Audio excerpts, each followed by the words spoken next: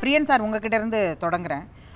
தொகுதி மறுசீரமைப்பு தமிழ்நாட்டிலிருந்து முதல் குரலாக முதலமைச்சர் வந்து அந்த குரலை எழுப்பினார். சற்று முன் பார்த்தீங்கன்னா மாலை வந்து கர்நாடகாவிலிருந்து முதலமைச்சர் சித்தராமையாவும் அந்த குரலை எழுப்பியிருக்கிறாரு. தென்னிந்தியாவுக்கு நடக்கக்கூடிய ஒரு அநீதி, இன்ஜஸ்டிஸ் அப்படிங்கிற ஒரு வார்த்தையை வந்து அவருடைய ட்விட்டில் கோட் பண்ணியிருக்கிறாரு. இப்படி தெலுங்கானாலேருந்தும் அங்கேருந்தும் குரல்கள் வருது நமக்கு. இந்த குரல்கள் ஒரு பக்கம். ஆனால் உள்துறை அமைச்சர் அமித்ஷா ஒரு தொகுதி கூட குறையாது அப்படின்னு நேற்றைக்கு வந்து தமிழ்நாட்டில் பேசியிருக்கிறார். எது சரியான ஒன்று? இது தேவையில்லாத அச்சமா அல்லது உண்மையாகவே மாறுமா? இதில் தமிழ்நாட்டு கிடைக்க போவது என்ன, இழப்பது என்ன தென்னிந்தியாவுக்கும் சேர்த்து? இல்லை, அதாவது வந்து இந்த டீலிமிட்டேஷன், முதல்ல சென்சஸ், அதுக்கப்புறம் டீலிமிட்டேஷன், மறுசீரமைப்பு, தொகுதி மறுசீரமைப்பு, அப்புறம் இப்போ பாஜக பெண்களுக்கான இடஒதுக்கீடு ஒரு விஷயம் வச்சுருக்காங்க. அது அடுத்தது பண்ணுவாங்க. அது மூணும் தொடர்ந்து பண்ண வேண்டிய ஒரு விஷயம்.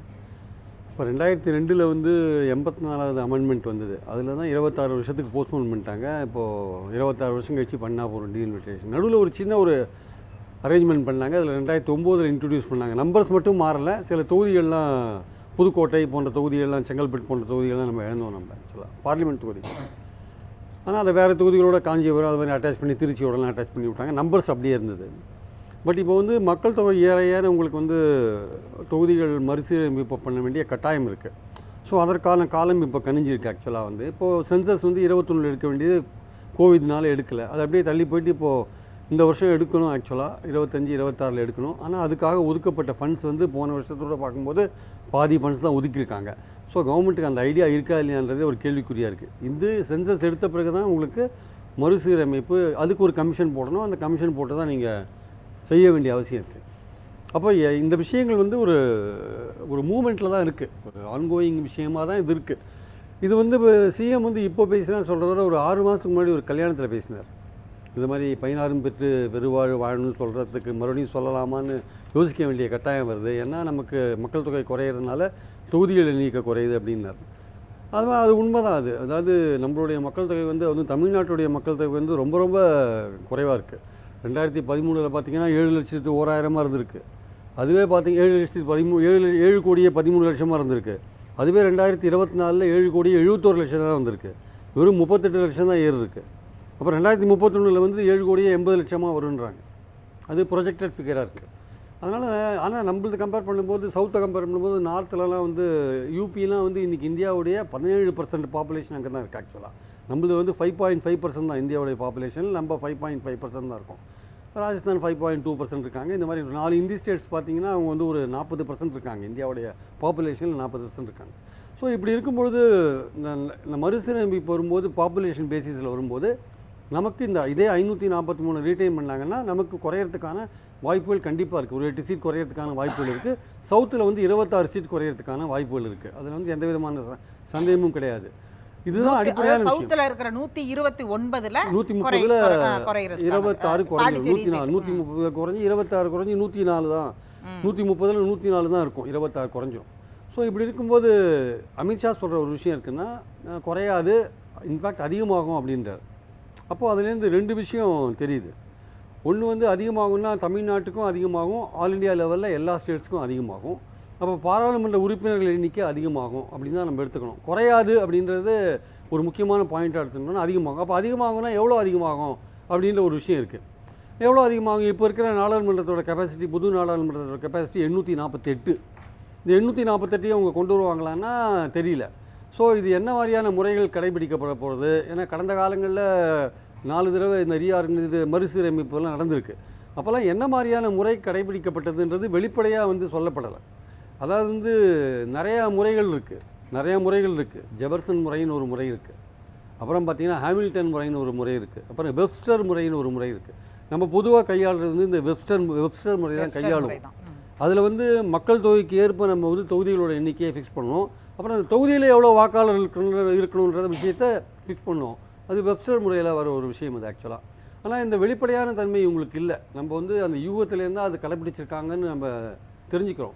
ஆர்டிகல் 80 to 170 அந்த தொகுதி வரையறைக்கான எல்லை பவுண்டரிஸை ஃபிக்ஸ் பண்ணுறதை பற்றி பேசும் பொழுது ஏற்கனவே ஒரு பாப்புலேஷன் அடிப்படையில் 10.1 லேக் அப்படின்னு ஃப்ரீஸ் பண்ணி வச்சிருக்கிறாங்கல்ல, அதுவே ஃப்ரீஸ் பண்ணி வைக்கணும் அப்படின்னு ஒரு கோரிக்கை இங்கே எழுது இல்லையா? அந்த கோரிக்கை இருந்தாலுமே நமக்கு இதில் குறைகிறதுக்கு வாய்ப்பு இருக்கா, இல்லை இதுக்கு நாமக்கு அதிகரிக்கிறதுக்கும், இல்லை உத்தரப்பிரதேசம் மாதிரியோ மத்திய பிரதேசம் மாதிரியோ அவங்களுக்கு அதிகரிக்கிறதுக்குமான வித்தியாசம் என்னவா இருக்கும்? இல்லை, கண்டிப்பாக அவங்களுக்கு அதிகரிக்கிறதுக்கான வாய்ப்புகள் தான் அதிகமாக இருக்குது. உண்மையிலேயே பார்த்தீங்கன்னா வந்து இப்போ 10 லட்சம் ஃபிக்ஸ் பண்ணியிருக்காங்கல்ல. இப்போ கோயம்புத்தூரில் பாருங்களேன், கோயம்புத்தூர் சவுத் சென்னைலாம் பாருங்கள்.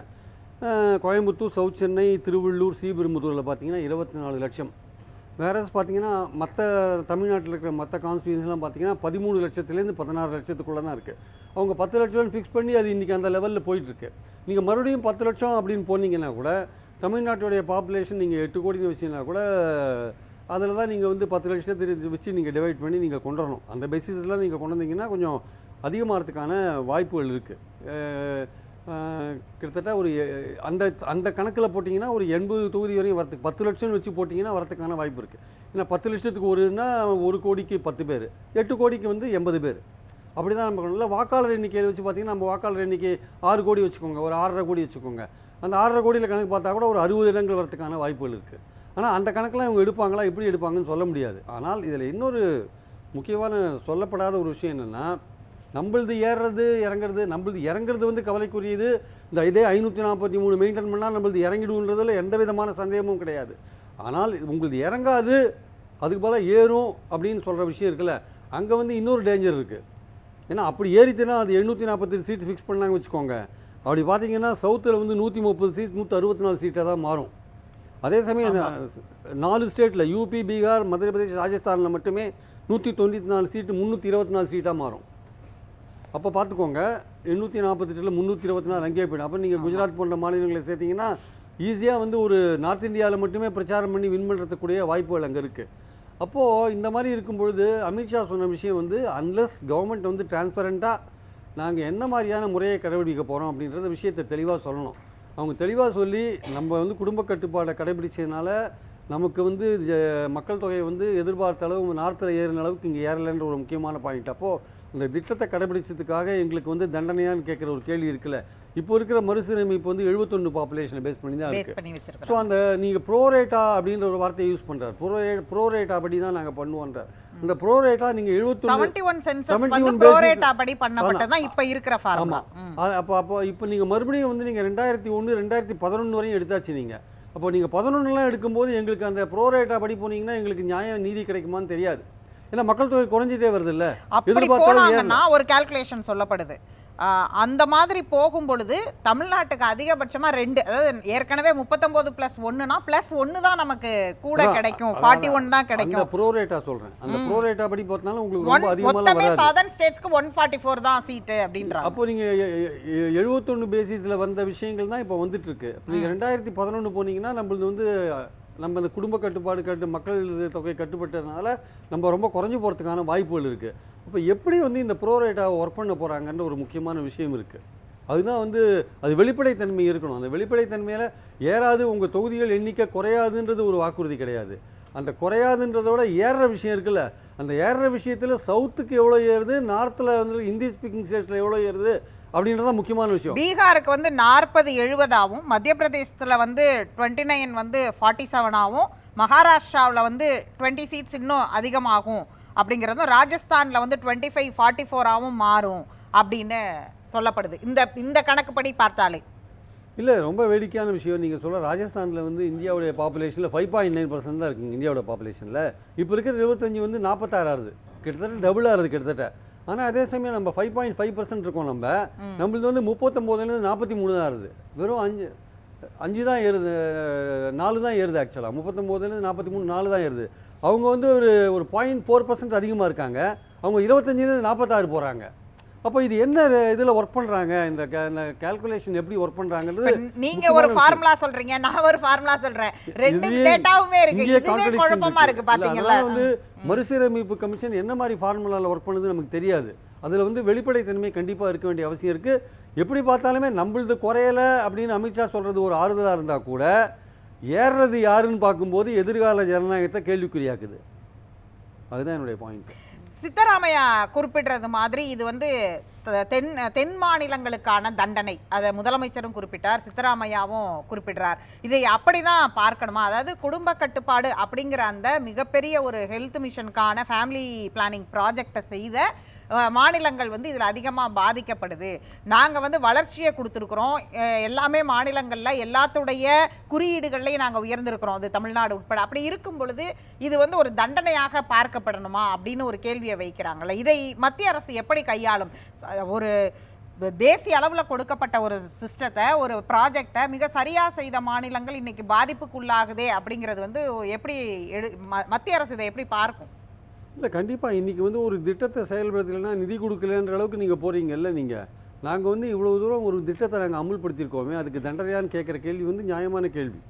அதாவது வந்து நீங்கள் நிதி கொடுக்க முடியாதுன்னு சொல்கிற உரிமை உங்களுக்கு இருக்க, நீங்கள் உங்களுக்கு சொல்கிற அளவுக்கு நீங்கள் போயிட்டீங்கன்னா, நாங்கள் வந்து ஒரு திட்டத்தை வந்து எஃபெக்டிவாக செயல்படுத்தியிருக்கோம்ல, அதுக்கு எங்களுக்கு இந்த தண்டனை தேவையான ஒரு கேள்வி நியாயமாக எழுது. அப்போது வந்து இனிமேல் வரப்போகிற காலத்தில் வந்து மத்திய அரசு கொண்டு வர எந்த திட்டங்கள், அது இந்த கவர்மெண்ட் விடுங்க எந்த கவர்மெண்ட் விடுங்க, நான் ஈவன் மொழி திணிப்பில் கூட காங்கிரஸும் பிஜேபியும் ஒன்று தான். பிஜேபிக்கு ஒரு டிஃபரன்ஸ் என்னென்னா, இந்தியக்கு அடுத்தது சமஸ்கிருதத்தை திணிப்பாங்க, காங்கிரஸ் கொஞ்சம் அதில் கொஞ்சம் ஸ்லோவாக இருப்பாங்க, அவ்வளோதான். மற்றபடி ரெண்டு பேருமே இந்தியை திணிக்கிறதுல வந்து முக்கியமான ஆளுங்க தான், அதில் வந்து சந்தேகம் கிடையாது. தமிழ்நாட்டை பொறுத்த மட்டும் அவங்க ரெண்டு பேருமே இந்தியை திணிக்கிறவங்க தான், காங்கிரஸ் பிஜேபி ரெண்டு பேருமே. ஸோ நம்மளுடைய பாயிண்ட் என்னென்னா, நாங்கள் இவ்வளோ தூரம் இந்த விஷயத்தை பண்ணும்போது, குடும்ப கட்டுப்பாடு விஷயத்தை அமுல்படுத்தின பிறகு நீங்கள் எங்களுக்கு தண்டனை கொடுக்குற மாதிரி பண்ணிங்கன்னா, உங்களுடைய எல்லா ஸ்கீம்ஸுமே, சென்ட்ரல் கவர்மெண்ட்டோடைய எல்லா ஸ்கீம்ஸுமே வந்து நாங்கள் வந்து மறுபரிசீலனை பண்ண வேண்டிய கட்டாயத்துக்கு தள்ளப்படுவோம். தமிழ்நாட்டுக்கு இது எந்த விதத்தில் லாபம் கொடுக்குது? இப்போ புதிய கல்விக்குள்ளேயே அதில் அந்த விஷயத்தில் எங்களுக்கு ஒன்றும் பெரிய இது கிடையாது, நாங்கள் அதை அமுல்படுத்த வேண்டிய அவசியமும் கிடையாது. நீங்கள் சொல்கிற பாராமீட்டர்ஸ்க்கு மேலே தான் எல்லா விஷயத்துலையும் தமிழ்நாடு இருக்குது. தர்மேந்திர பிரதான் லெட்டரை படிச்சிங்கன்னா, தமிழ்நாடு ரொம்ப மாடர்ன் ஸ்டேட்டாக இருக்குது எஜுகேஷனில் ஒரு லெட்டர் எழுதுறாரு. அவர் லெட்டர்லேயே இருக்காது, அது இந்தியாவுக்கே ஒளிகாட்டும் ஒளி விளக்காய் திகழ்கிறது தமிழ்நாடு, விளிம்பு நிலை மக்களை கைதூக்கி விடுகிறதுலாம் ஒரு லெட்டரில் எழுதியிருக்கார். இதெல்லாம் படித்தாங்கன்னா பாஜகக்காரங்க இதை பற்றிலாம் பேசவே கூடாது. ஆக்சுவலாக அந்தளவுக்கு தமிழ்நாட்டை அவர் புகழ்ந்திருக்கார் அந்த லெட்டரில்.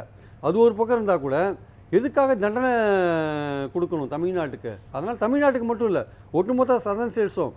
அதாவது இந்த இடத்துல வந்து இப்போ நீட் எக்ஸாம் பொறுத்த மட்டும் எல்லாருக்குமே பாதிப்பு உண்டாகுது. தமிழ்நாடு முதல்வர் எல்லாருக்கும் கிடையாது எழுதினார், அந்த அளவுக்கு மற்ற இடத்துல வந்து ஒரு ஃபேவரபுளான ரெஸ்பான்ஸ் யாருக்கும் இல்லை. இப்போ சவுத்துலேருந்து தென்னிந்தியாவிலேருந்து வரக்கூடிய ரியாக்ஷன் இது மீண்டும் வந்து தென்னிந்தியா, அதாவது வடக்கு தெற்கு அப்படின்னு மாறுவதற்கான வாய்ப்பு இருக்கா? கண்டிப்பாக. ஆந்திராலையும் குறையுது இல்லை? ஆந்திராவில் கொஞ்ச நாளைக்கு முன்னாடி சந்திரபாபு நாயுடு என்ன பேசினார்னா, உள்ளாட்சி எலெக்ஷன்ஸில் நீங்கள் போட்டி போடணும்னா ஒரு குறிப்பிட்ட அளவு குழந்தையை பெற்றுக்கோங்க, இது வந்து எங்களுக்கு ரொம்ப இந்த மாதிரி தொகுதி இதில் வந்து எங்களுக்கு அடி வாங்குற விஷயமா இருக்கிறதுனால நீங்கள் குழந்தையை பெற்றுக்கோங்கிற மாதிரி தான் பேசினார். அப்போ சொன்னார், அப்புறம் மாற்றிட்டார் வச்சுக்கோங்க. உள்ளாட்சியில் போட்டி போடுறதுக்கான பர்மிஷன் அப்போ தான் கொடுப்போம், இல்லை அவருக்கு அவங்களுக்கு வாய்ப்பு கொடுப்போன்ற மாதிரி சொல்லிட்டார்.